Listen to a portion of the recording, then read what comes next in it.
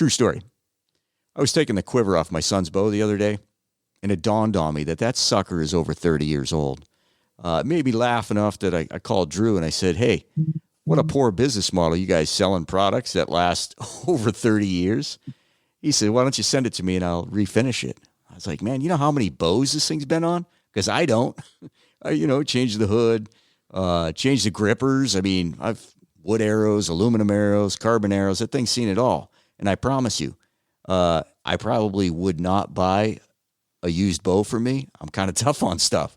So anyways, if you're looking for a quiver, I would tell you, if you want to spend your money once, better look at Selway Archery. You'll have that sucker a long time. Slide-ons, tie-ons, bolt-ons, they got all kinds. Give Drew a holler. Check them out. It'll last a heck of a long time.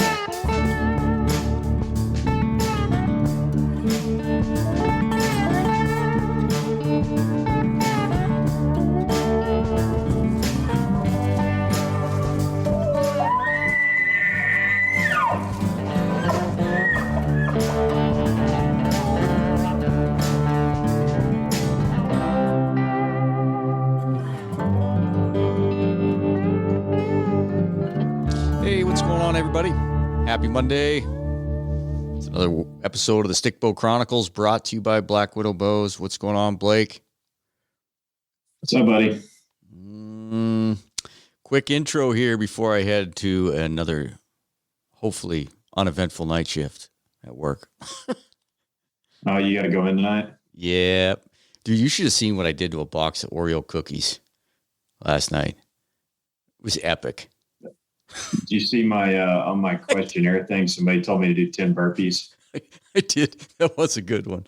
That was a good one. It made me laugh. As close as I'm getting to a burpee. Well, it made me laugh. Like I bust my butt at the gym, and I try to eat right. But really, just trying to eat right is just feeling guilty about what you eat. I don't change what I eat. I just feel guilty about it. Well, I used to joke whenever I was a big gym rat, because whenever I was going to the gym, I was still, fairly young and high metabolism and all that. So I always used to joke that I went to the gym just so I could eat what I want. Oh, there's definitely that factor. Yep. I'll tell you though, the other day I went and pulled a tree stand. I feel like I'm in pretty good shape. I went and pulled a tree stand the other day, and it was a couple miles in, but it's that 18 inches of snow with that crust on top. That's always, the crust is always can carry the weight like 5 pounds less than what you are, because it's like poof, every footstep, poof, it's breaking through. Dude, when I got back, I was smoked, man. My freaking butt cheeks, my back, I was smoked. Why don't you get some snowshoes? Well, it's not enough. It's not enough depth for snowshoes. I got some pretty. There's almost enough depth here for me for snowshoes. I just made the comment that believe it or not. No, I was going to say, believe it or not, it's already almost all melted in one day. Really? All 10, 12 inches of it's almost gone. Yeah, it's pretty wild. I can make an off-color joke there, but I will refrain. We're on Kifaru cast, that letter drop. This letter buck. No, I mean, not to turn this into a fitness thing or whatever, but the whole diet thing, I could really tell a difference at the gym on days when I ate like crap and days when I ate really well. And it was like a noticeable difference in how much energy I had at the gym. So there's a lot to diet. Oh, absolutely. I mean, I joke around. I do try to eat better, and I do notice when I'm eating right, I have much more to give at the gym there. But the other night, I don't know that we'll use the footage because it just didn't come out that good. But I had Kenny Marquardt go over some shoulder. Gosh, we're getting way off topic, but shoulder mobility stretches. And you really need to get that mountain physio guy in, because you got a good story about, you're young, but you still had some shoulder issues. And for everybody that listens, I don't care if you're shooting a compound or a stick bow, our shoulders are pretty much key. Yeah, and how you draw the bow can be a big help. But yeah, I do need to get him on. I've actually told him a couple of different times that I was going to get him on. I need to get him on and talk through kind of the issues that I had, because I mean it was at a point there for like a month and a half. I couldn't even draw my stick bow back. So it was and what it ended up being was a strained rotator cuff, and basically he told me all I needed to do is strengthen that thing back up and just kind of push through it, and that's what I did, and it made a huge difference. Yeah, and for you and I, or anybody else out there, you feel that pain and you're like, oh my gosh, worst case scenarios. But here you got somebody that knows what they're talking about. They're like, yep, just push through it, and strengthen it up. And that's not something that I would have been, keyed in on. No, because I think that I could have probably gotten it back healthy a lot quicker had I known that. But I was trying to stay off of it, and it would feel normal throughout the day, but it just, that motion of drawing a bow back, it was just like instantly. It's like somebody sticking a knife in it. Yeah. And, oh, sorry, I interrupt you. Now I got a brain fart. No, again, the shoulders. That's what I was going to say is like rotator cuff surgery seems to be like only second to back injuries for guys. I mean, everybody I know ends up getting rotator cuff surgery. And if we can stave that off, it'd be a big help. Yep. Yeah, I agree. And, it was one of those things. It wasn't even from shooting my bow how I injured it. It was just something goofy at work. I got myself in kind of a goofy position. And, I feel like I've got as strong as shoulders as anybody does. And it just took one little goofy thing to screw it up. And I was down for a couple months, but within 2 or 3 weeks of doing those exercises, like he was telling me to do, I was back basically 100% by the time that aoudad hunt came. So. Yeah, that was miraculous.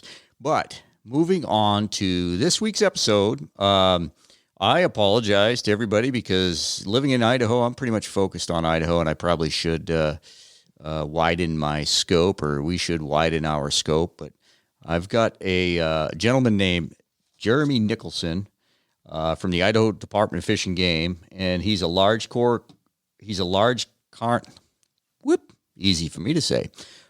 carnivore biologist out of the Upper Snake region. And I was really looking for somebody to talk bears and hit on grizzly bears. I come across this guy, and lo and behold, he's a grizzly bear guy for Idaho. So I had a good time talking to him. And Blake here was frozen down in Texas, no power, living in the Arctic of Texas. And so he didn't get to join in. No, yeah, it's one that I was hoping I could get on, because I'm very, very green when it comes to bears or anything that has anything to do with bears. So if I could get on and be the dumb guy and ask the dumb questions, but I took care of that for you. I could cover all the bases. With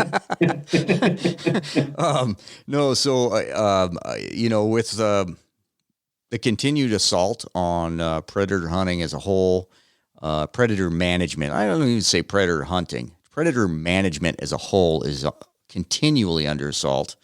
We had a victory there in California recently, getting the knucklehead to pull that absurd bill that would have banned bear hunting in California. But I promise you, as everybody knows who knows anything, that will be the last time that stuff, just keep chipping away. So it was good to get him on. And I wanted to talk management, talk different methods to take and how important it is to the a state to have the ability to have all their tools in the toolbox in management. Yeah, no, what's funny is in Texas, pretty much the only animal that you cannot shoot is a black bear. You have them in Texas? they're in spots, and actually there was one spotted not far from me not too long ago. It's probably not too far fetched that at some point we're going to have a bear or two show up down here where I'm at. But yeah, it is a big, big, big no down here. You can shoot everything else use dynamite, grenades, whatever you want, but you cannot shoot a bear. Texas certainly has a unique approach.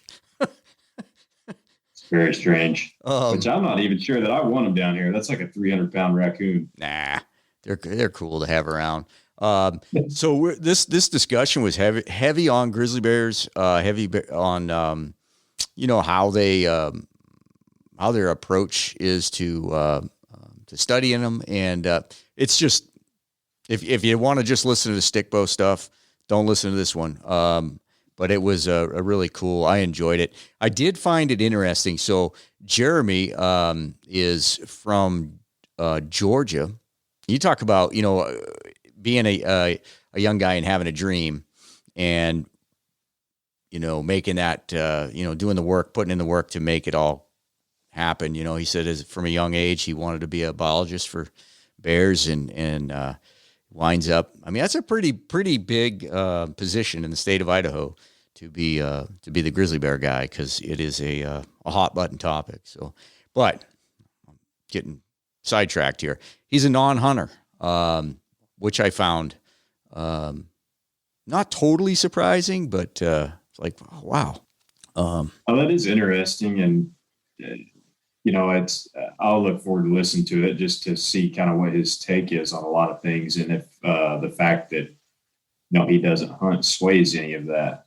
Yeah, I don't know what all y'all dove into, but we didn't go down the rabbit hole too much. He did say he was interested. He was starting to get into it, but Phil. So, gosh, I don't know if I asked how old he was. I'm gonna guess he's 30 to 35, somewhere in there. So you talk about, what do they call it? Late onset hunter, something or another. I don't know where they adult onset hunting. Yeah, I don't know where the hell they come up with that term. Yeah, I mean, that's cool. It's cool that he's looking into it and getting into it. Yeah, for sure. And I mean, he's a biologist, so I think guys like that, for the most part, probably think about things from a 30,000 foot level, and don't zero in on things like some adult hunters just getting into it. Probably don't look at the whole picture. Well, you know what? Because they weren't raised around it. You know what? I don't look at the whole picture. You know what? I go through. Yeah, that's certainly a good point. Yeah. Before we wrap this up, I was working last night, and I flipped on social media, and you had screenshot a post there that kind of went back and forth a little bit on. And I wish I, like hell, that I had kept that in my back pocket, because now I've given you plenty of time to prepare some kind of counter argument, even though I'm not sure there is one, but you will weasel your way out of that somehow. So you were absolutely as giddy as any time I've ever seen you. And finally, I'm like, dude, how many, it's like midnight where you're at. I'm like, how many Red Bulls have you had? Enough.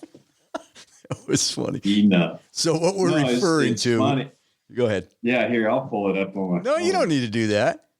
No, I do. And we don't have to talk about it right now. So what we're referring to is the last week's episode, Are You Mad, Bro? Which I scratched my head to come up with the title, and it actually kind of fit. Blake and I talked, we hit on trail cameras and baiting for deer, and it's totally impromptu, but gosh dang, we got a lot of good feedback, just good discussion. So, and lots of people saying we want to very, very little negative interaction off of that, which I was kind of surprised about. Yeah. And a lot of people wanted us to do a round 2. So, Blake here thinks he found a chink in my armor, but little does he know he's making my point. How? We won't go into it right now. I'm not going to give you plenty. So my argument, one of my arguments for trail cameras was that, it could improve the age structure, taking out older age class animals, creating a arguably healthier deer herd, which is what I've always been told. And so Rob jumps on. This is an Instagram unrelated yesterday. post that you you had no business like finding. I don't know how you found it. I'm so glad I did. It says, I'm generally a supporter. I had to laugh at the whitetail proposals in northern Idaho. Everybody knows that age structure sucks for our whitetail herd in the panhandle, including conservation officers, but the biologist says we are still killing 4 points. So in his mind, a 4-point is mature. And I immediately commented back and said, I thought age structure didn't matter, Rob. And so, yeah. We're gonna save it. Mic drop. Yeah, you were so excited. Yeah, you were. It was obvious. You felt like you just woke up and found a new Christmas present under the tree on the 26th of December. I did. Stay tuned for that. Yeah, we actually Rob's gonna have all the powder packed in the gun by then. I wish I would have kept that in my back pocket. Shoulda, coulda, woulda. So blindsided your ass with it. No, we got kind of got a pretty good plan. We're gonna put together. It'll just be fun, in the end, I don't care one way or another, but on the trail cameras, but it's a fun discussion anyways. People seem to enjoy it. Yeah. You got anything else? No, let's see. Bears. No, I think that was it. I don't remember. I haven't even edited the episode. Jeremy and I had a 15, 20-minute discussion earlier before the podcast, a few days before, and it was cool to hear. At the time, I didn't know he was not a hunter, but somebody's take on bear baiting that wouldn't necessarily partake in it, but understands what an important management tool it is. And right when when he said that, I was like, boom. I really, really like to get that message out. So it was great. Really appreciate Jeremy's time. Appreciate the Idaho Department of Fish and Game willing to put somebody out there and discuss these things.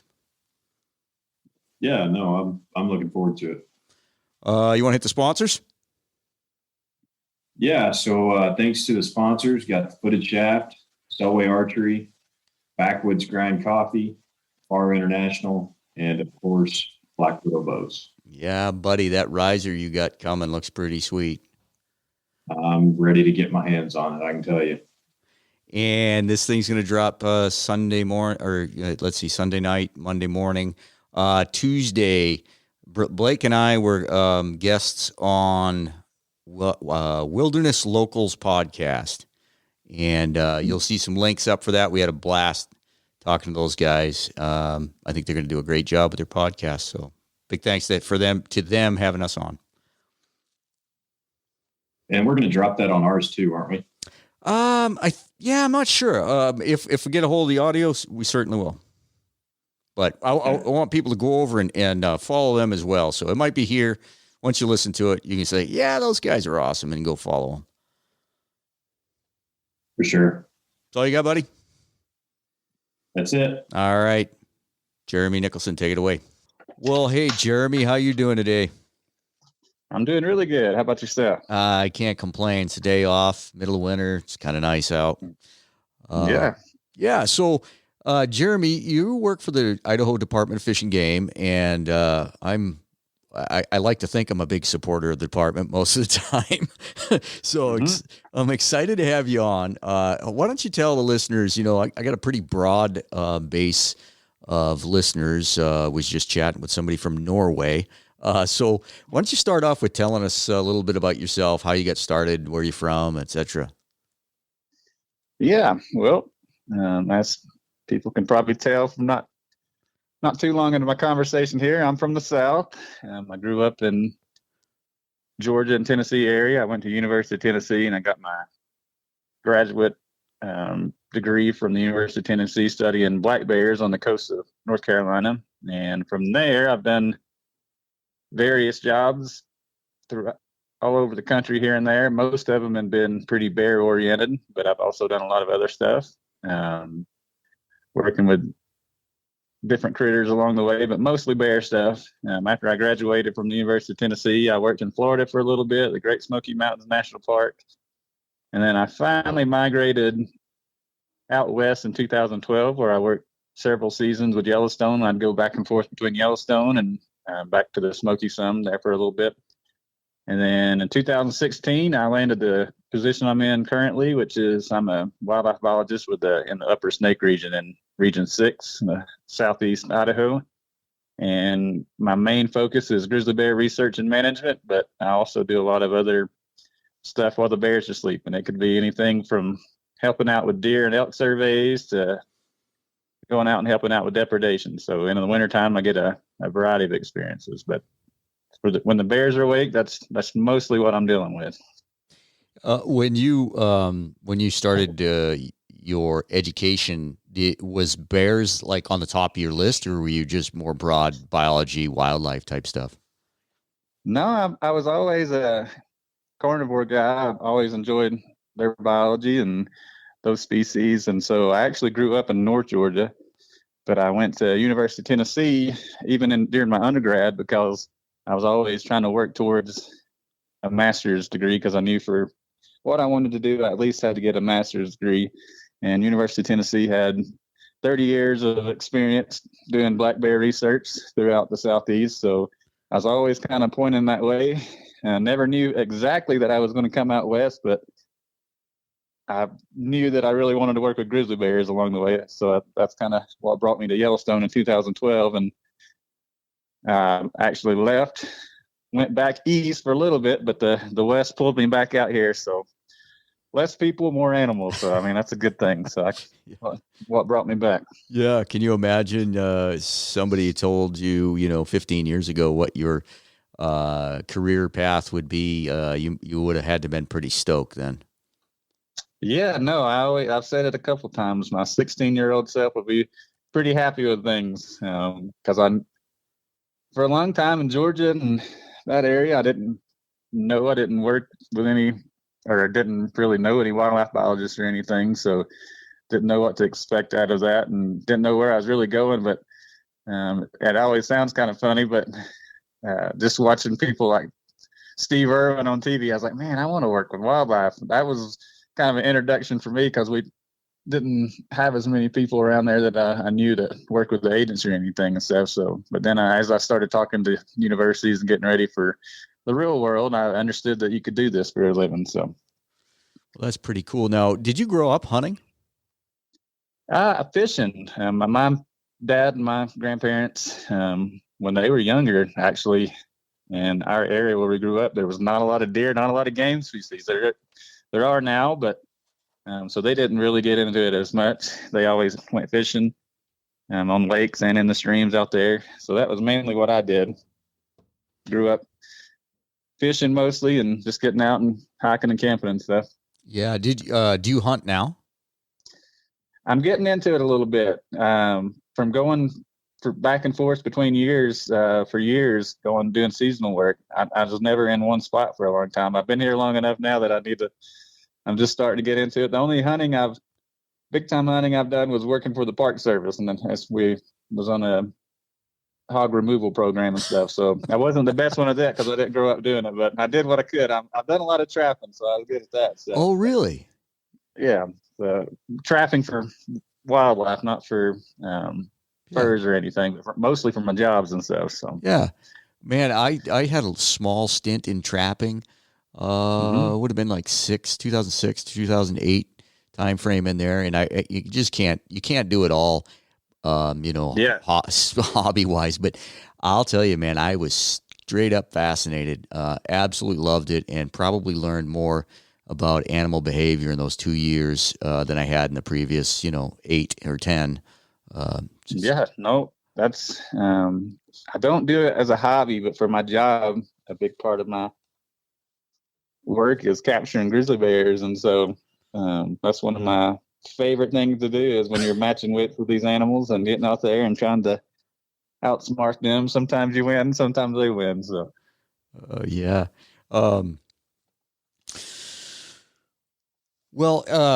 Jumping right into it now, grizzlies have been they're not really on the forefront now. We had a big they were headline news here a few years ago when they were delisted from the environmental.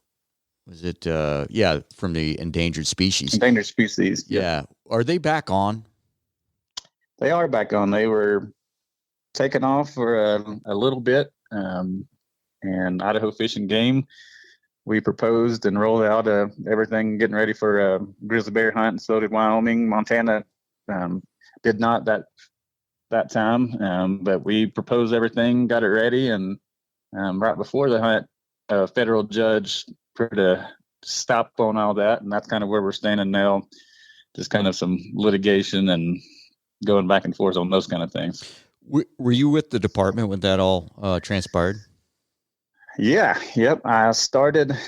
We were working. Everybody was kind of working on a conservation strategy for how we're going to handle the bears when they're given to the states to manage. And so I started working and attending Yellowstone Ecosystem subcommittee meetings where they're talking about the conservation strategy. And so I got in on the tail end of the conservation strategy stuff, and then they were delisted. And so one of my primary jobs that year was I was tasked with proposing and getting ready a hunt and working with fellow biologists and people in the Bureau and stuff to do that. And then after we got all our proposals written and everything, we had several public meetings that we kind of came out there and rolled out what we were going to do and talked to the public about it. Was the we even got go ahead. Go ahead. Was the I public... was going to say, we even got as far as we actually had the draw on the person that got it. We met him and we were talking to him and stuff and just giving him some advice on how to harvest a male versus female. And that's how far we got with it. And they were doing a little bit of scouting up here in Island Park area for grizzly bears and stuff. And then it did get shut down in the end. So now, first off, what was the public's reaction? You say you had those public meetings. Was it positive, negative, skeptical? For us, most of the people that were there were sportsmen, so they were supportive of it. But depending on where you had those meetings, it could be a different story. The guys in Wyoming had some people that were definitely against it and showed up and pretty strong numbers and stuff. So yeah, that just depending on where you're at and who you're talking to and stuff. It's obviously when you're dealing with grizzly bears, they're a species that a lot of people care about. Some people don't care for them, but they want to talk about them and stuff. So yeah, there's a lot of input went into it from a lot of people throughout not only the regional area for our states that would be involved, but for the country and the world. I mean, we were getting people from the whole country and around the world sending us responses in Wyoming and stuff. So yeah, a lot of public input. Well, I imagine when you say you get input from around the world, the percentage of positive input as to negative input is probably pretty weighted when you're talking yeah, world. When you start hearing it from the world and stuff, yeah, most people are defending the grizzlies and against the hunt and stuff. But so yeah. Well, and you can understand it. They're a cool species, and people have their opinions and stuff. So we listened to all of them. And as a biologist, when you do it for your job, I'm sure that's a whole nother window you're looking in. But as a longtime sportsman and understanding how conservation works, it's kind of frustrating that 20 years ago, 25 years ago, did any of those people really care or do anything for, we're talking grizzly bears, but it's true with all species. So, so much conservation is led by hunters, and it's frustrating that once the goalposts or the goal is met, then all of a sudden everybody's got skin in the game where, you didn't have skin in the game 25 years ago. Yeah, it's been an interesting process where people definitely, like I said, have their opinions and stuff, but more so than a lot of species, though, grizzly bears, I will say that a lot of people have been involved with their recovery, whether it be locals or NGOs or different people. So From where they were in the 1970s to now, took a lot of different people putting skin in the game. And I mean, that could be anybody from people supporting with money or the livestock people having to deal with situations. So definitely a lot of people have had an input and helped us get to where we're at. I mean, they chipped in along the way, and like you said, some of them more than others and everything. So everyone definitely doesn't have an equal amount of input or effort into it, but yeah. So people have been involved.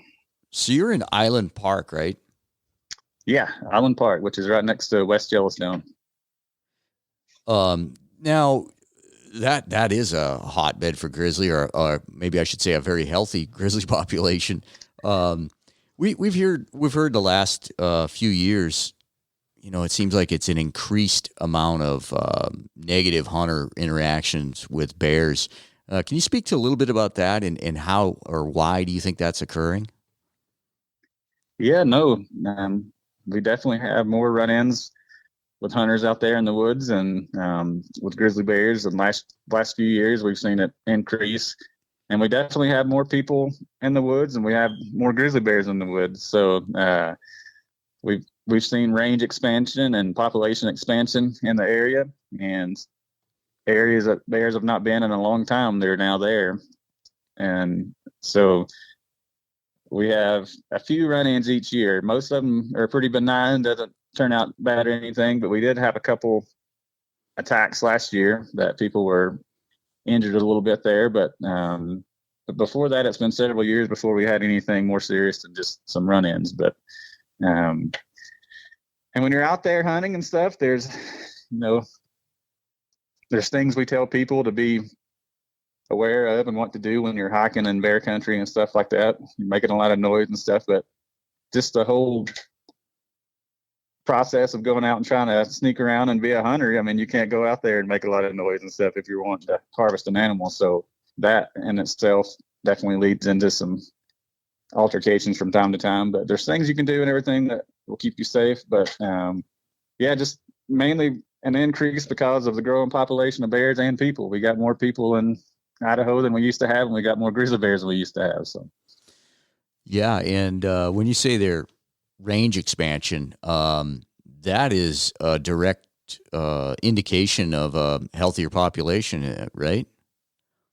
Yeah, when you look at the range expansion over time, Yellowstone is the source population, and as that population has grown and that main area around the park is saturated, those bears are going to be spilling out into some areas that they haven't been in a long time, and that's where it gets a little problematic, is when these bears are in areas that they haven't been in a long time. People just don't know how to live with them and recreate in those areas because they've not had to experience situations with grizzly bears in it in a long time. Like if you're in Yellowstone and right next to Yellowstone, most of those people have lived with grizzly bears for a long time. So a lot of people know about keeping up your garbage and keeping your bird feeders up and what you should do when you're out recreating in bear country. So it's a process of, as the bears expand, that we have to be on top of things and get out there with outreach and education along the way. And just, that's one of the things I do is outreach and education and letting people know how to live and recreate in bear country. And that goes for the people that have bears in the area now and then will have in the future. So it's job security, that's for sure. So you're in the Greater Yellowstone Ecosystem, correct? Mm-hmm, that is correct. Yep. And then we also have where I'm at, the Selkirk Cabinet Yak. Is that all? Is that correct? That's well, there's different subpopulations, and there's distinct populations that we classify in the U.S. and it'll be Northern Continental Divide ecosystem, the Cabinet Yak, and which is up there close to the Selkirks. There's not a lot of genetic exchange between the Cabinet Yak and the Selkirk. They're actually considered two distinct populations. But then we have the Yellowstone down here in the south. Gotcha. Do you do much? Do you do much with the Selkirk Yak? No, I'm strictly a regional biologist, so everything I do is down here in the southeast. I'm interested in that population because I definitely see that in the future it's going to be growing, and um, having bears do the same thing as we have here, going into some areas that haven't had grizzly bears in a long time. So I'm curious to see where that population goes and how Fish and Game manages it and how we watch it over time. Yeah, I mean, we're getting. I had a buddy 2 years ago had a grizzly in his yard, which it's not uncommon, but as far down the drainage as it was kind of news to all of us. Yeah, and then we've had that bear that from the north that went. I can't remember the name of the town it went, but it was a young male that was collared, and it went on a pretty good little walkabout, and everybody was pretty interested in seeing where that guy went. He went pretty far south and then headed back north. So I think he was just a young bear looking for where he should call home a little bit. He was on a stroll to find out where he should be, and it took him a pretty good distance. Yeah, and that was he went down to Grangeville. I should have. Yeah, that's correct. Yeah, I should have looked up the mileage, but he crossed major rivers, major highways, lot of towns, and managed to stay out of trouble. That was pretty good, and then turn around and head back. I was talking to another department employee, and and he emphasized like that is indication of how healthy the population is when you have young males looking for new territory. Yeah, like I said, you'll have an area that gets saturated, and these male bears particularly, they don't stay close to their home range or where they're born. They'll take off and start looking for their own patch of land to call their home. And so the more bears you have that are concentrated in an area, the more bears you'll be having split up looking for new home ranges. Yeah, and you and I were talking earlier, and to me that's kind of an alarm bell goes off when you might be in Orofino or down near the Selway and you're bear hunting. Well, the last thing really on your mind is seeing a grizzly bear. So the accidental shooting chances go way up. Now, you guys as a department had a fantastic bear identification test on your website. Do you know if it's still there? Yeah, it's still there.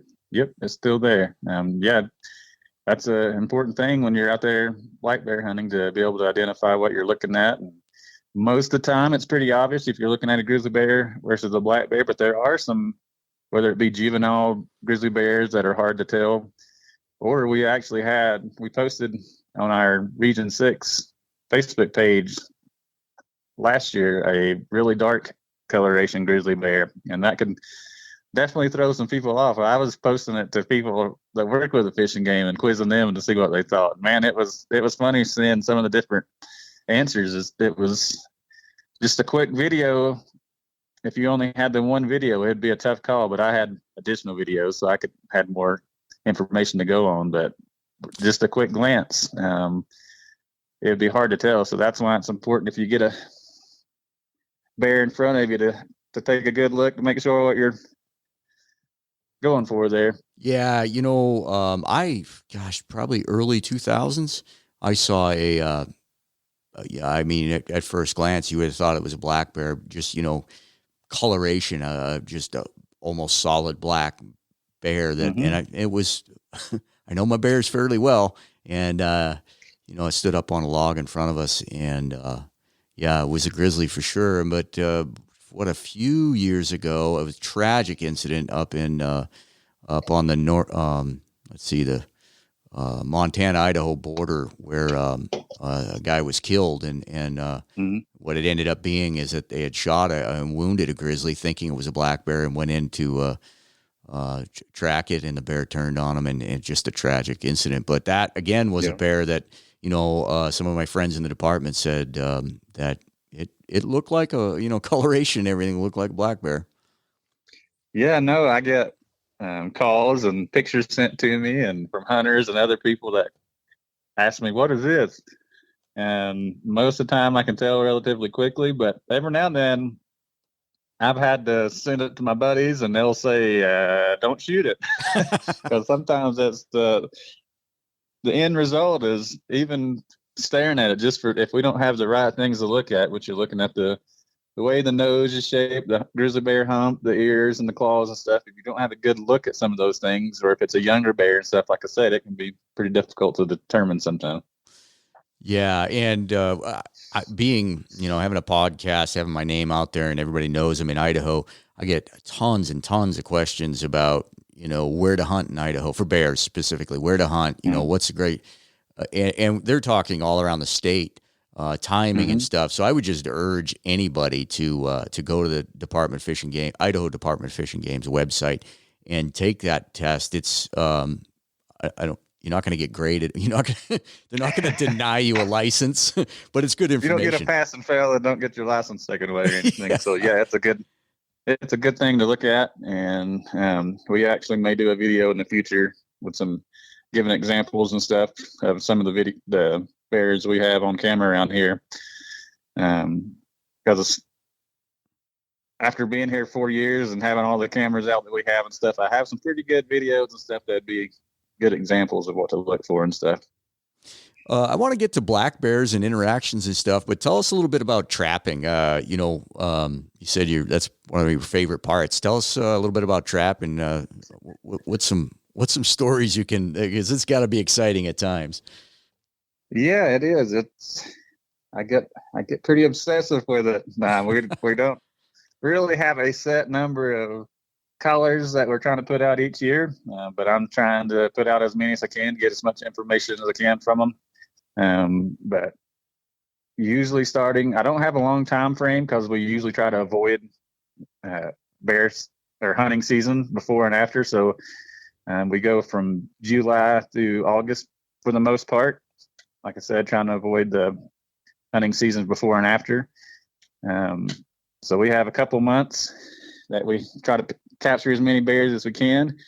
But before that, we're doing some of the less glamorous things along the way. We're collecting roadkill off the side of the road. That's what the bait is for the most part.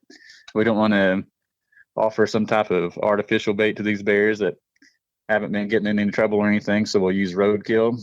We'll also, the worst thing that you can ever imagine is we have some cow blood that we put in a big barrel, and we also put fish collected from some of our hatcheries in it, and just let that percolate and marinate over time. And it is, I've seen a lot of tough people gag a little bit when they work around that. So, and if you're dealing with grizzly bears or any type of black bears, they have the best nose in business. They can smell 7 times better than a bloodhound.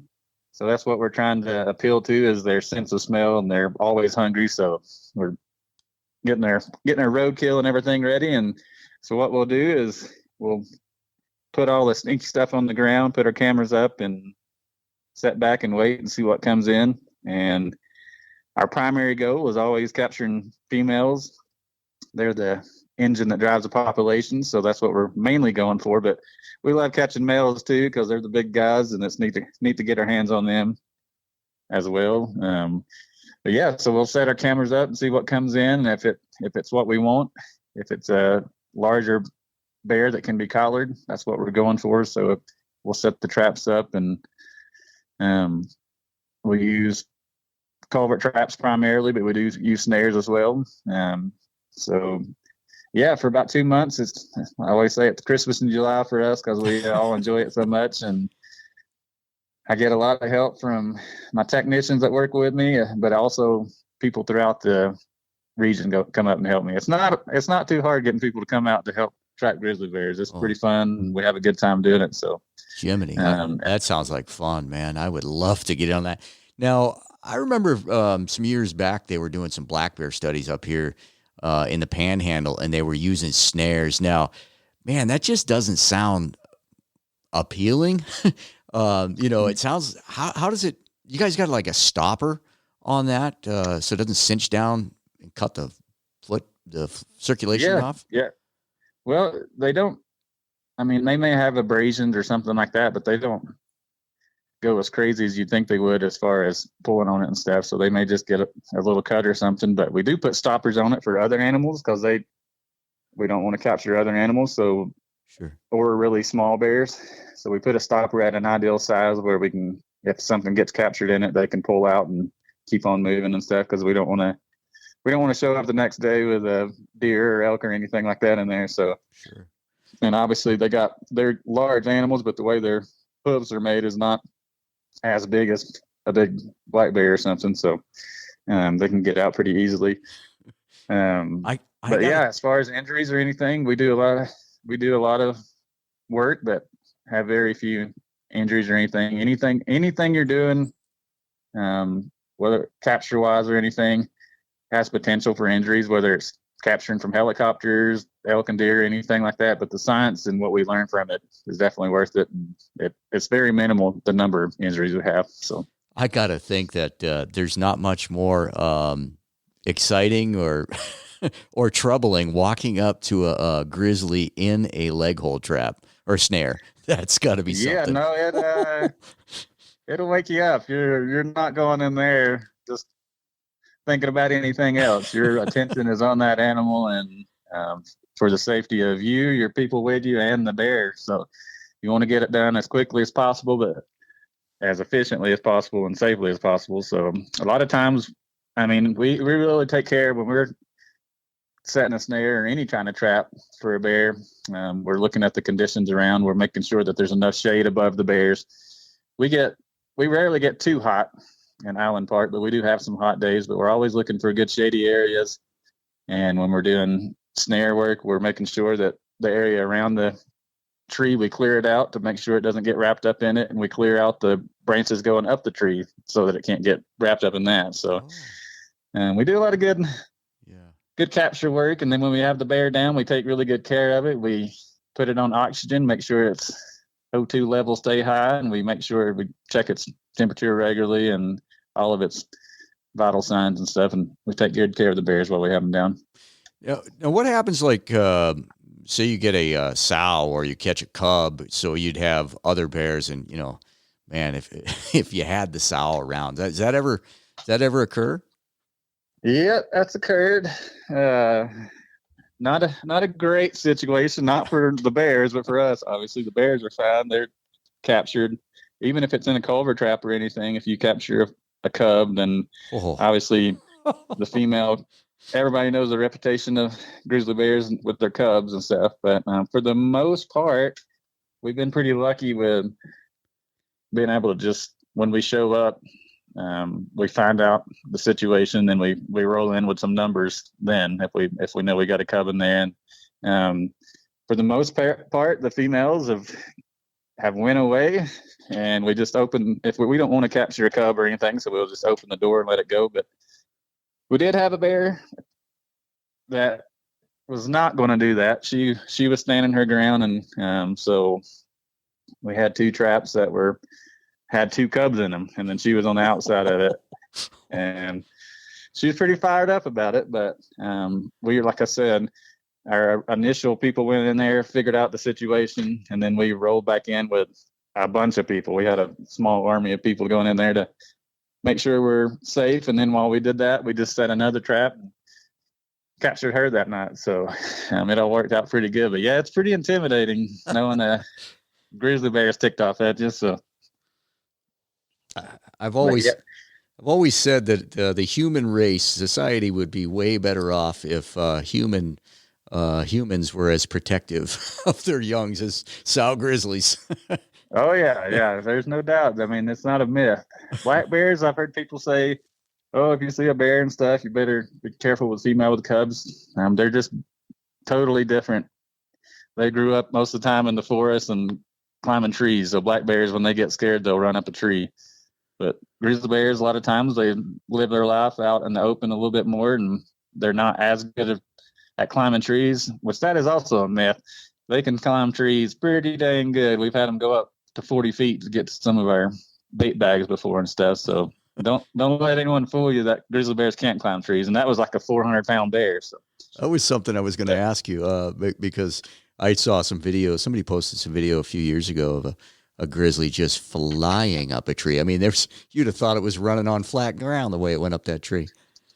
Oh yeah, they're amazingly powerful animals and stuff. So it's Their claws are not as curved as black bears, so they're not as good at climbing, and they're obviously heavier. The heavier you are, the harder you are, it's going to be to pull yourself up there. But they're so strong. There's nothing they can't do, especially if there's food involved that they're trying to get to or something. So, correct me if I'm wrong. Are bears and pigs a close relation? I think you're wrong. All right, there you go. Yeah.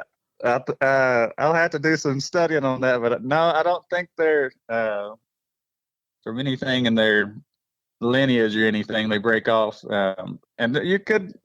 I might have stated that. I might have stated that incorrectly, but I've told people before how amazing it is when you get into a pen with a 250 pound hog and you're trying to move pigs around, and now you put now you put hair and claws and teeth in that thing, and there's definitely there's some similarities there. Now, working with pigs in the Smoky Mountains on the hog removal, I got to work with those critters as well. So yeah, they are very feisty and defensive in their own right, for sure. So speaking of size a little bit, that's one thing through my years and experience and just talking to other hunters and stuff. Bears are always misjudged. With a broad, I'll just say that with a broad brush. But now grizzlies, that's probably even more so. What's an average size, say, Greater Yellowstone adult male weigh and a female?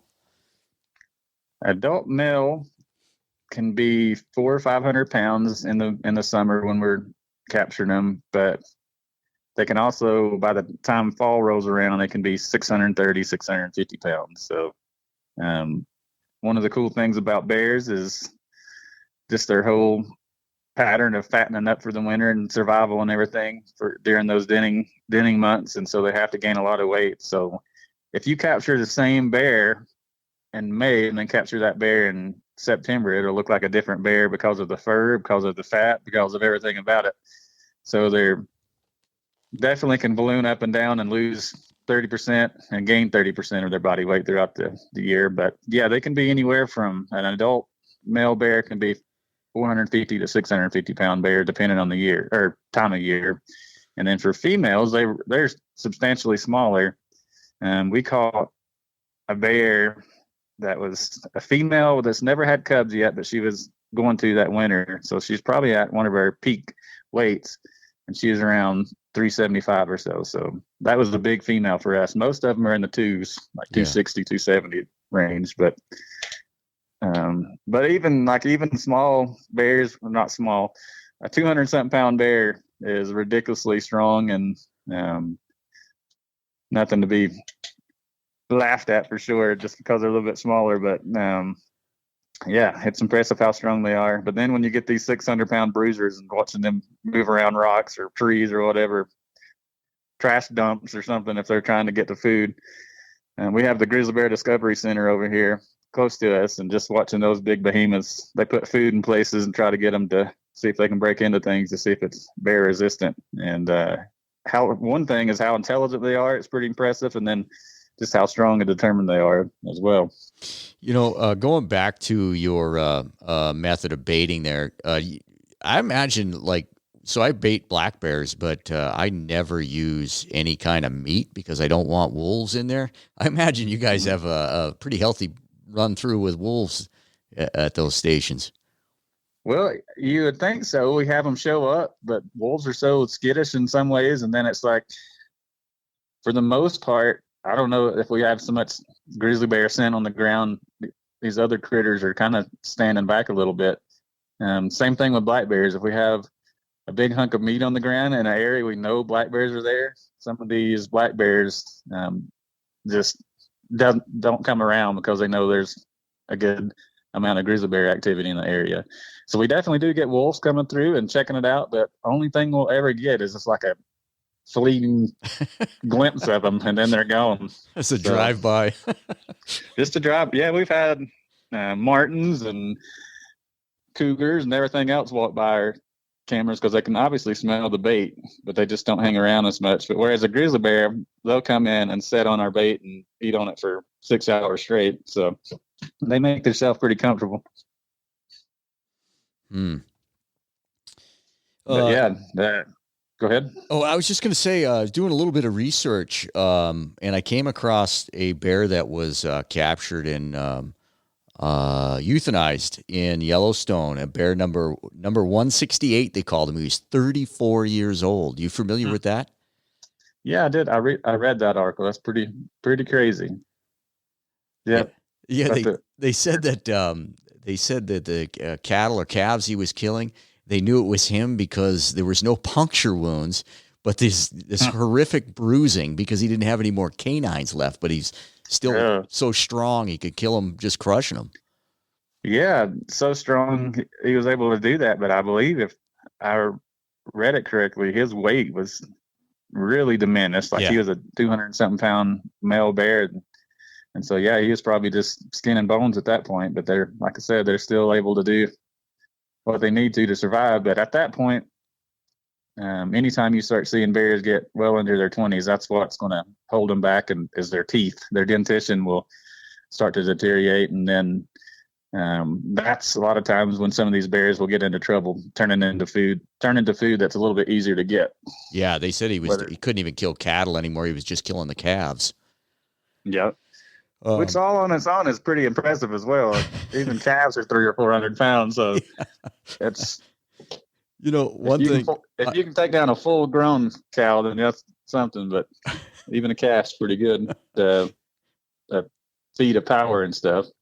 When I was working in Alaska, I was helping guide bear hunts up there for a few years. Any bear we killed, and I'm just going to throw years out there. Like anything over like 8 or 10 years old, which it wasn't old, but every single one of them would have broken jaws, or their teeth were jacked up and their face was scarred up. And man, what a rough life. You got four teeth right there, and if you break one, you got problems. But we'd kill these old bears with just their teeth were just destroyed from fighting. Yeah, these male bears, we capture right around the peak of breeding season, so they get into some pretty good fights with each other during that time of year and stuff. And we'll capture a bear that they are pretty beat up. I mean, they're missing parts of their ears. They got big wounds in their head, and I've had a grizzly bear that had a wound so big on its belly you could pretty much put your fist in it or something, and because it got rolled over and beat up pretty good. But the crazy thing is they'll just scab over, heal up, and keep on trucking. They're pretty remarkable in their ability to take a licking and keep on ticking, as they say. Yeah, you think about all the stuff they get into. It's not like it's those wounds are clean. They must have one heck of a immune system. Oh yeah, it's amazing. Yep.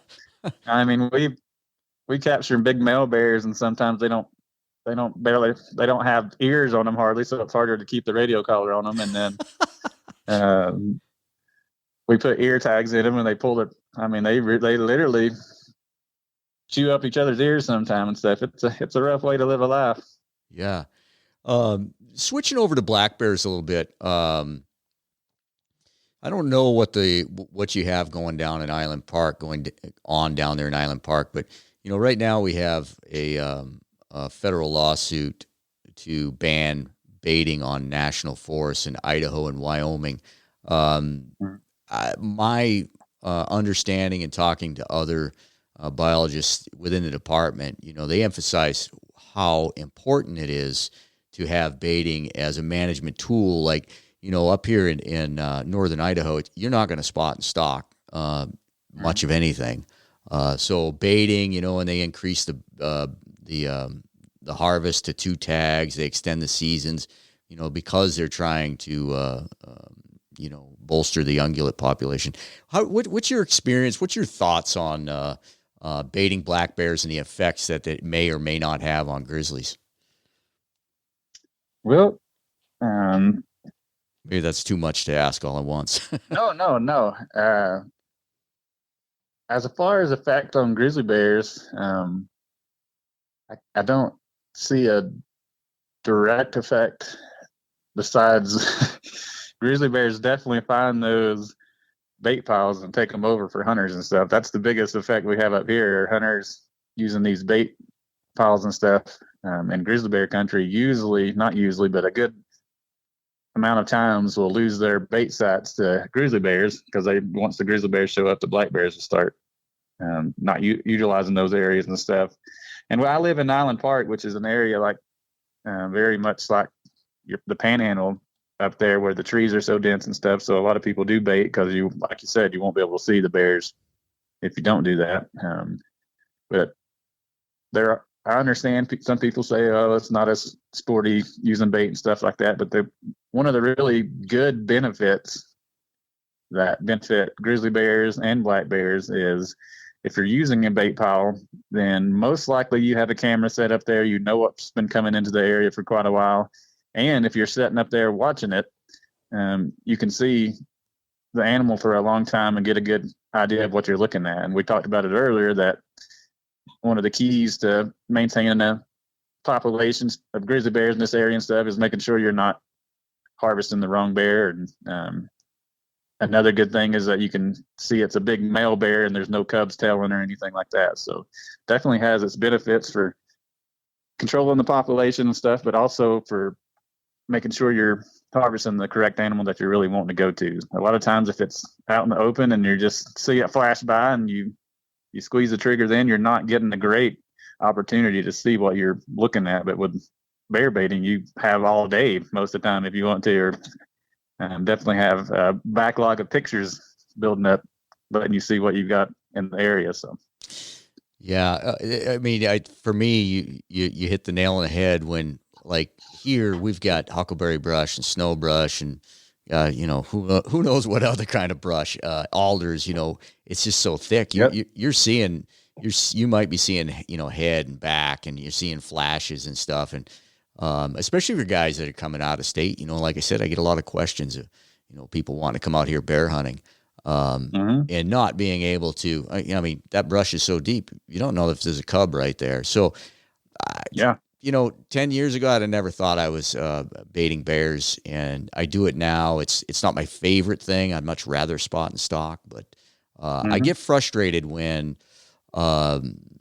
people within the hunting community try to put their personal ethics. Because you and I talked, and you said, for you personally, you probably wouldn't bait bears personally, but you understand it's a management tool. So when I hear influential people in our industry try to put their ethics on you with zero thought in management. I mean, if you look at Alaska, what they did with bear baiting brown bears to affect the moose calf mortality rate, I don't think you can point to anything more important as how it was used as a management tool, because it's been a success. Yeah, no, it's definitely successful. You bring the bears in using their nose and their belly and stuff, and like I said, one of my favorite things about it, and one thing we were considering when we were talking about the grizzly bear hunt and stuff, is should we have a bear bait, this and that and everything. But one of the strengths of the technique is getting, like we mentioned, being able to look at your animal for a long time, determining if it's something you want to harvest or should harvest. So yeah, and then some of those areas there's no other way to do it really. So if you believe in hunting, that's the way you have to do it in some of those areas. Yeah. Now, going back to that grizzly hunt, well, myself and other guys, we talked like, it was a draw or lottery, and initially like, man, can you imagine being the person that, draws and gets to hunt a grizzly? And then you got to think like, how would that wreck your life with all of those loonies out there that there would definitely be some opposition and stuff, that's for sure. So I'm sure he was keeping his name on the down low there and stuff, which is something that he had to think about and everything for sure, because there were definitely a lot of opposition to it. And I mean, some people didn't worry about people knowing about it. I mean, they proudly said, this is what I'm doing. Other people wanted to stay a little more secretive for obvious reasons. I mean, people get pretty fired up about it and stuff. So, well, yeah, I mean, it's one thing for you to get hate mail, and we've gotten some hate mail. It's one thing for you, but when you're, wife and kids and there's some unstable people out there, I guess that's when it's really not cool. So getting back to black bears, do you guys have a wide berth of color phases down there as we do up here? Yeah. Yep. We get a good mixture down here, brown and black. We captured quite a few black bears in our research project for grizzly bears, and it's a good mix of them. I'd say most of the ones we've been capturing have been in that cinnamon phase color, but we also get a lot of black ones and a few blonder colored ones too. How does their size comparison? That's another one for out of staters or people that aren't familiar with grizzlies. What's the size difference from an adult black bear to a grizzly? Any at all? Yeah, for Idaho, there's a definite size difference. I mean, we could get a 350-pound male bear, and that'd be a really good size male bear, and a 250-pound female would be a bruiser. But where I came from, where I did my research project out in coastal Carolina, black bears would get over 600 pounds. The world record was harvested out over 800 pounds out there. So that's definitely a geographical thing, and similar to grizzly bears versus brown bears. It all depends on what they're eating. And you have inland grizzly bears weighing 500 or 600 pound bears, and you have big coastal bears weighing 1,000 pounds. They can pretty much eat themselves into whatever body size they can keep on eating into. But for Idaho, we can get 350 pound, 400 pound bear occasionally and stuff, and that's a really good size bear. But for the most part, the bears we'll capture will be in that 200 to 300 weight range for males. I have lots of photos of one particular bear that I've gotten over the years. Never actually laid eyes on him. I'm going to send it to you. He's just an amazing bear, and I always thought that, I don't know if it's genetics or it's the length of time that they hibernate, maybe has a difference. But we don't see bears like this photo I have very often.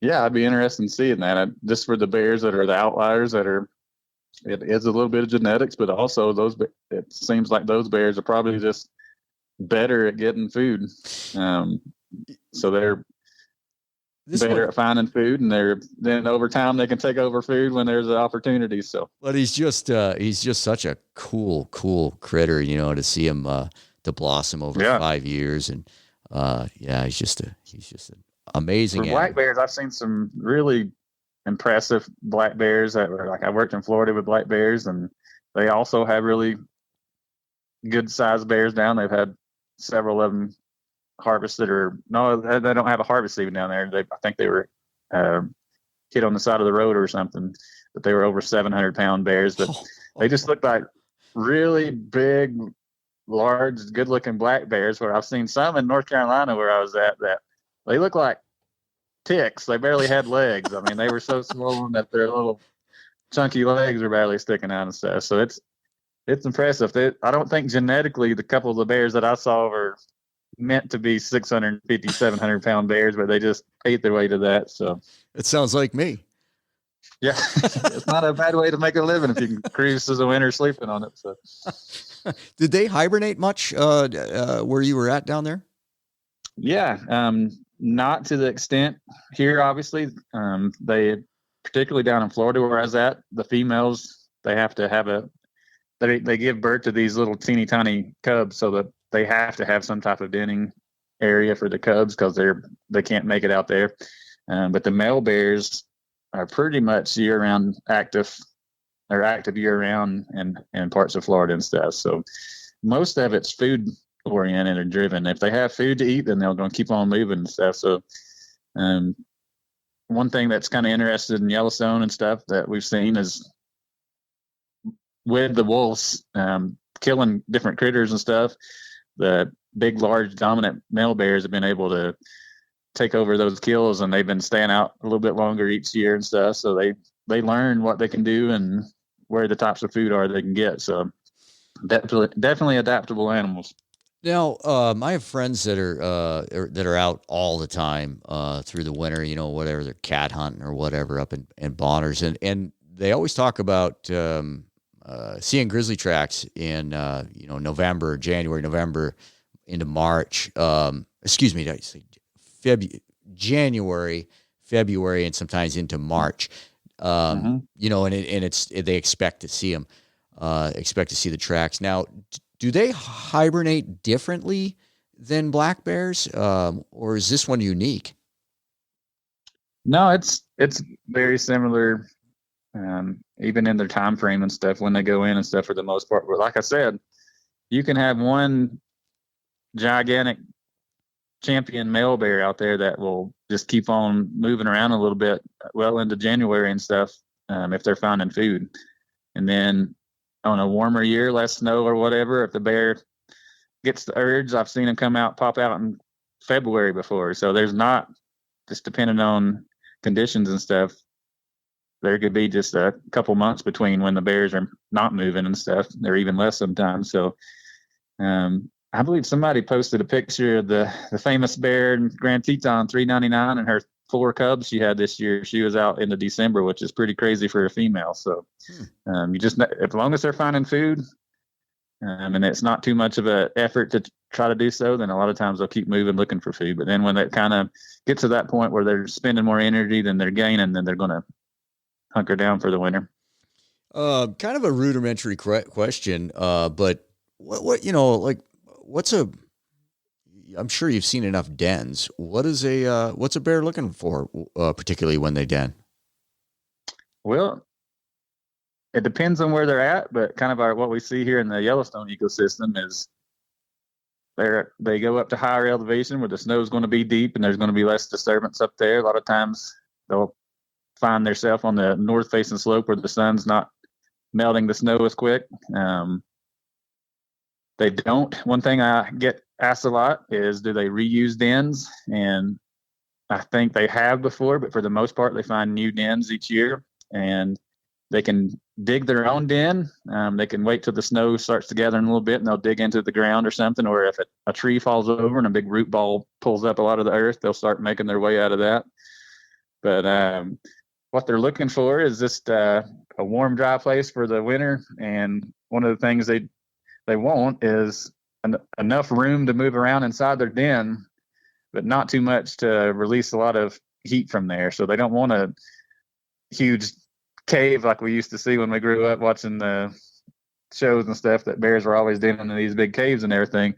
They want a pretty tight area around them so that it keeps the heat in. And then it's pretty remarkable. I had to go actually get a radio collar that was inside of a bear den after the bears it was well into the summertime, but we discovered that the collar was down, and I went in to get this collar with one of my buddies, and this bear was 400 or 500 pounds when it entered the den, and I could barely squeeze into the entrance to it. So that's just another thing. They don't want a big hole where all the heat's escaping or snow's coming in on them or anything like that. So I actually got some pictures of that den I can send you. It's pretty cool. That might be the one I'm looking at right now. Is it Bear 728? Didn't reuse her den last year? That one? Rees Peak? Yes, that's that's an article that I wrote, and that actually, that's a den from an article that was in Yellowstone, and that's the den there. You can, I got plenty of room in there, but getting into it was a pretty tight squeeze. Well, again, when I was in Alaska, I got to see some bear dens up there, and it pretty amazing. It's pretty amazing. Digging. Some of them were just like in the snow, and you'd be glassing, and you see these muddy tracks just starting from nowhere, and you wait till the light's right, and you're like, oh, there's a hole in the snow. It's pretty awesome. Yeah, I don't know if you've looked it up, but if you go on our Upper Snake Region Facebook page, look at the videos. And one of the things we've been doing for the last couple of years is trying to put some cameras on female dens. You don't go inside of a grizzly bear den like you do with black bears. No? You don't do that. Come on, man. Not so much. I get asked that all the time. You ever enter the den? Nope. I like living. But we've been putting some cameras up on radio collared females that we were expecting to have cubs of the year that year. And one reason we do this is because we'll start doing our observation surveys later in the year. But we're curious about if we're missing some data about female reproduction and cub survival that we're not catching in those first observation flats. And we've seen that we've had cubs that were born that we didn't document later because they something happened to them so early in the game. So it's kind of a cool method we're looking at, seeing if I got you. So so cubs that get cubs that don't make it. Yep. Gotcha. Yeah, within that first couple weeks, something can happen to them. Obviously, cubs are born teeny tiny, but when they first start moving around, they're a few pounds and very vulnerable to any weather event or any other type of animal or something. So we thought we were curious about if anything was happening during that time period, and sure enough, we found some on the cameras, and we just get really cool footage of these bears coming in and out of their den and walking around. And so yeah, if you haven't looked that up, look up the Upper Snake region and look at our videos. We got some really cool videos last year, which is hard to get sometimes because the bear could be underneath 10 feet of snow in some of these areas where we're going. And we're putting these cameras and trying to angle them and guessing where these bears are going to come out. And so we'll put 3 or 4 cameras out there just hoping we get it. And sure enough, we were all pretty happy to get what we did last year. So, well, talking with Toby Boudreau, the technology you guys are using nowadays with your collars are just fascinating. Yeah, long gone are the days that we have to be out there with our hands in the air with our receiver and antenna in our hand.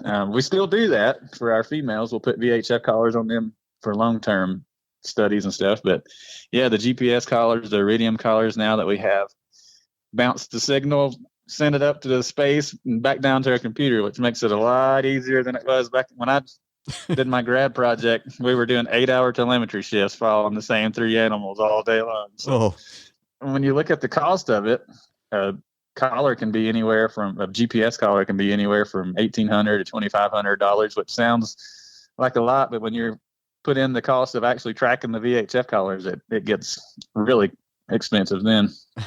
I remember, would have been the early 90s down in Salmon River country with my buddies down there. I had gone with them, several times hound hunting, and they would use those on their collars. What you're talking about is it telemetry? And I was amazed because, they'd be pointing it over at this mountain and you're getting this sound and they're moving it around and you're like, well, we're not sure. It might be bouncing off that mountain. I always laugh because I thought, man, that is the most useless piece of garbage because we're going to walk over to that mountain and find it's going to be over here. Yeah, it's just always cracked me up. Oh, I've been some wild goose chases with collars before and stuff. Yeah, that's good. Yeah. Another question. When wolves started showing up here in northern Idaho, we had several reports through the first few winters of people coming across bear dens that the wolves had dug the bears out while they were hibernating and killed them. Do you ever see any of that? No, I've not seen any of it. No, I've heard some stories and different stuff of it. I've heard stories of bears pulling other bears out and stuff, but none of my animals that have been research animals or anything like that's happened to. But yeah, I've heard those stories, and I don't know if they're the ones you're talking about are black bears or grizzly bears or what, but I've definitely heard of stories of big male bears pulling out smaller bears and stuff. Wow, what a way to wake up, huh? Gruesome. Yeah, no, there was a pretty gruesome video. I can't remember if it's a grizzly bear or a big male black bear going after a female with cubs a couple of years that came out, and I was like, man, I don't even want to watch this. Yeah, that's another frustrating thing as a hunter, hearing the myths or the mythological theories say that anti or non-hunters have. Again, we talk about what a rough life these bears have, but bears killing cubs to bring the females back in heat. It's not a Disney movie. I mean, this savage stuff. Yeah, it's pretty brutal world out there for these bears, and their survival of the fittest for sure. We watched a young male, miles off in Alaska, pestering a female with cubs, and it just went on and on. I mean, this kid had no chance. This sow was going to kill him, but he just didn't give up, and it went on. And they ended up going out of sight. But gosh, I remember I was over an hour. It just kept going on. Yeah. Yep. No, I wouldn't say things like that are common, but they're definitely not unusual for sure. Yeah. Man, it's been great. I really appreciate this. Now, what, again, having out-of-staters come out in hunting in grizzly bear country, I'm assuming you get questions. Is there anything you could tell people? Because sometimes I think their bears are given too much credit and people are like far too concerned with it more than they should be. What's some tips or pointers you could give hunters coming out west that haven't been around these big bears? Yeah, no, for sure. One thing you can do if you're coming out here and you got some concerns is check in with your local Fish and Game office. For us, you can call the Idaho Falls office and somebody will send you my way probably, but you can just check on activity in the area. If there's been any situations going around and stuff, I get called all the time from people in state and out of state. We're just concerns about going hunting in grizzly bear country. But it's legit. There should be a real concern, and but not one that would keep you away from there. I mean, I think that if you take precautions, the likelihood of a really safe, good hunt is really high. So, but the bears are active that time of year. They're very active. It's their time of hyperphagia when they're trying to put on as much weight as possible. So they're going to be moving around 20 hours a day looking for food. And that's one thing you ask, why is the increase in why have the hunter bear conflicts increased over time? And one of the reasons is just, like I said, more bears, more people, but they're just really active that time of year. And they've actually started, keying in on some of these animals that get wounded and lost and stuff. So they're definitely out there, but there are things that you can take in consideration when you're out there. If you're hunting in grizzly bear country, I would highly recommend you hunt in groups. Obviously, when you're getting close to trying to harvest an animal or something, you're not going to be walking around in a big group or anything like that, but have constant communication between you and your buddies. And if you're on a way to where you're wanting to go, make noise and stuff until you get to where you want to be, and don't try to be as quiet the whole time, especially in grizzly country. If you cut a track or start seeing a bunch of sign or see an animal that's dead on the ground, you better start having your spotty senses up a little bit more then. I mean, it's real. If you smell an animal on the ground, one of the times that we have had some altercations over the last few years has most likely been because there was an animal on the ground that bear was defending. So yeah, communicate with each other. And if you're hunting, one thing I would consider is not squeezing that trigger if it's too late in the evening. You don't want to be looking for a animal on the ground when it's dark out there if you're in grizzly bear country. And if you do get an animal and you can't pack it all out, one thing you can do is separate the meat from the organs and all the stuff that have a lot of smell. Get it as far away as you can. If you do have to come back in the next morning and check for that or pull out the rest of your meat, it'd be good to hang your meat up in a tree as high as you can, and also in an area where you can have a good visibility. If you're coming back to that meat, you want to be able to see in an open area if possible. One of the biggest things with grizzly bears, whether it's during the hunting season or anything, you don't want to surprise a bear. You want to be able to see it. So if you have it at your meat or something in an open area, that's a good call. And then if you're on the ground, like I said, the buddy system is great. Bears, like I said, key in on some of these harvested animals. So if one person's on the ground cleaning their animal, then the other person can be looking out for the other one.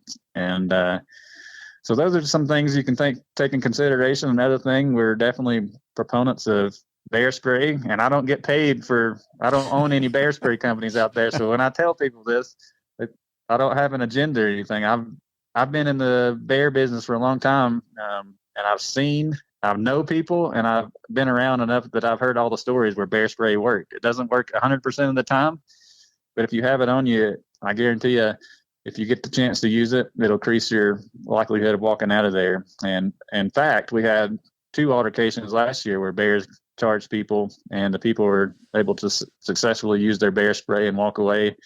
And they went away from being kind of believers to really, I thought they were going to try to contact the company and put out a commercial or something. Those guys were impressed and stuff. So it's not 100% effective. But was one of those in Pack River up here?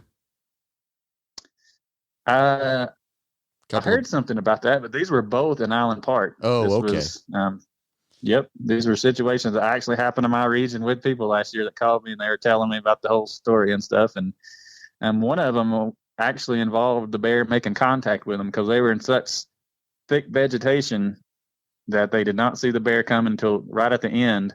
So the bear actually was trying to get around a tree to get at him, and they sprayed the bear, and the bear got on top of the guy, and his buddy sprayed the bear, and the bear ran off. So they got some bruises on him and stuff, but I've heard a lot of stories where the bear was really close, and actually too close for what we recommend for spraying bears. You'd want to spray it when they're about 60 feet away or so, but the bear was close. They sprayed it, and the bear got on top of them, but it shortened the duration of the attack. So, but those are things you can consider. Yeah, just the buddy system and letting people know where you're going. Check on things with local biologists or local people that's hunting in the area, and just pay attention. Keep your head on the swivel if you're out, and especially if you have a carcass or something on the ground. Did you say spray at 60 feet? 60? Yeah, the bear spray doesn't spray that far, but you want that cloud to be out there because the bear can run 45 feet per second. So they're going to be on you pretty quick. So you want that spray to be out there pretty quick. And that's what I'm telling people with the bear spray. I mentioned earlier that bears have the best nose in the business, 7 times better than a bloodhound. That bear spray forms this big cloud that it has to run through. You don't have to be a good shot. You don't have to be a crack shot that practices all the time with a pistol or anything. You just got to get it out of there. But one thing I will say is it is good to practice using your bear spray just like you would your gun. You don't want to spray it because you want every bit of spray in there that you can, but you want to practice getting it out of the holster and popping off that safety. Yeah. So, but yeah, get it out there. If you see a bear that's in a pretty good distance from you, you don't want to just start spraying it. But if it's getting close, it's not a bad thing to pop out a little bear spray and get it in an area where that bear is going to have to run through. So, well, I don't know. I'm sure you're correct when you say 45 feet a second, right? That's what you said. Yep. But if anybody has not seen a bear move, it's alarming. Oh yeah. They're every bit as fast as a deer or anything else coming at you. So yeah. Well, cool, man. I really, really appreciate your time. If people do have questions, where could they get a hold of you? Well, they can call the regional office and they'll direct you to my line. Otherwise, they can. That'd be the best way. Anytime you call the regional office in Idaho Falls, they know how to. Because sometimes I'm in and out of service a lot up here, so they can get you my number or email or anything, and that way you can get a hold of me anytime I'm going or anything. So, well, all right. Unless there's something you want to add, you did say something about people living in bear country. I'll never let an opportunity to talk about living in bear country go to waste. One of the main things we preach: if you live and recreate in bear country, you got to respect the wildlife you're living around and the people you're living around. So you want to keep a clean camp or a clean house. You just leaving attractants out or anything like that's going to bring the bears in and put yourself and the bear in danger. And one of the things that we really preach on, and people love bird feeders, but bird feeders and bear country, they do not mix. There's a pack a pound of bird seed in each of those bird feeders and stuff. So a lot of nutrients for a bear to come in. And the crazy thing is I've seen people have their bird feeders hit, bent over and knocked over, and they keep filling them up every single day. So it's like a everyday thing. But yeah, I can go on and on about it. But the main point is if you live and recreate in bear country, just pay attention to your attractants and the food you have out there. And anything smelly can bring a bear in. And you want to keep your neighbors safe, keep your family safe, and keep the bears safe. So that's my take-home message there. I have to laugh because years ago, my mother-in-law had a bird feeder outside her window of her bedroom, and she's just bewildered one day when I come home. She says, my bird feeder fell down. Yeah. It was the wrought iron was just bent to a 90-degree angle. Like, nah, Yeah. no, that's not what happened. That's no squirrel there. You're done feeding birds for a while. Yeah, and I kid around and stuff. We have a lot of things about the bird feeders, but we joke and say they're the gateway drug for bears to get things started. And then also, it is easier to take away children from people than it is their bird feeders sometimes. Some people really love their bird feeders, but there's options out there. If you really like bird feeders and love seeing birds, an alternative is to bring bird baths and stuff into your yard, and those will, and flowers and different kind of things that attract birds but don't attract bears. So good way to go. Yeah. Awesome, man. Hey, I appreciate it, Jeremy. Yeah, appreciate it. Thanks for the opportunity. You betcha. You have a great day. All right. Have a good one.